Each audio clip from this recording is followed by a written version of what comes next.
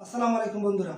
আজকে আমি সকল এসবি স্কুলের শিক্ষার্থীদের জন্য একটা সুন্দর একটা দারুণ সুখবর নিয়ে আসছি যে এই সামনে কোরবানি ঈদ উপলক্ষে এসবি স্কুলের লাইফের এই প্রথমে একটা পূর্ণ মিলনের ব্যবস্থা করতেছি। আশা করি সবাই এই অনুষ্ঠানে অংশগ্রহণ করবেন। আর আমাদের যে বাকি কিছু আরও প্রসেস আছে যেগুলো আমরা পরবর্তী আপডেট ভিডিওতে জানিয়ে দেবে। তবে এই ভিডিওতে আমি এইটুকু জানাতে চাচ্ছি সকলের অবগতির জন্য যে এই ভিডিওটি একটু শেয়ার করবেন। আমাদের স্কুলে যত প্রাক্তন স্টুডেন্টরা আছে, স্যার আছে, তারপর কমিটিবৃন্দ আছে, সকলে যেন এই ভিডিওটা একটু জানতে পারে যে আমরা কোরবানি ঈদের পরে একটা সুন্দর একটা পূর্ণ মিলনের একটা অনুষ্ঠানের আয়োজন করতে যাচ্ছি।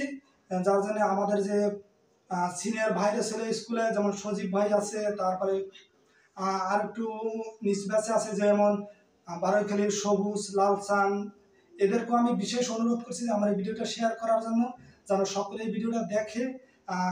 আর আমরা এই বিষয়ে একটু কিছু একটা চাঁদার পরিমাণ ধার্য করবো, যা আমরা পরবর্তী ভিডিওতে জানিয়ে দেবো যে কত করে দিতে পারি। আপনারা এই ভিডিওতে যতটা পারেন কমেন্টে সাড়া দেবেন যে হ্যাঁ আমরা আসি বা থাকতে পারবো।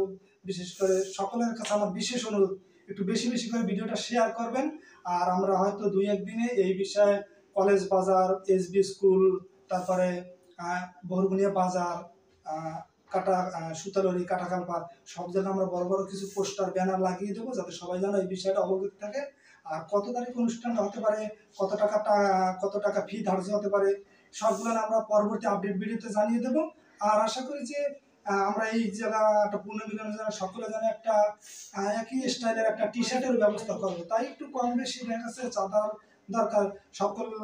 সকলের কাছে অনুরোধ রইল যে ভিডিওটা শেয়ার করুন, সবাই একটু যেন দেখে ভিডিওটা। আর সবাইকে ধন্যবাদ, ভিডিওটা একটু শেয়ার করুন বেশি বেশি করে। আর আমাদের এই যে পূর্ণ মিলনের মূল উদ্দেশ্য হলো যে আমাদের স্কুলের যে অবস্থা, সবাই জানেন যে স্কুলের কি করুণ অবস্থা বর্তমানে। আর স্কুলে তো বর্তমানে আমি শুনছি যে কোনো কমিটিও নাই। একটা স্কুলে যদি কমিটি না থাকে তাহলে সভাপতি, তাহলে স্কুল কেমনে চলবে?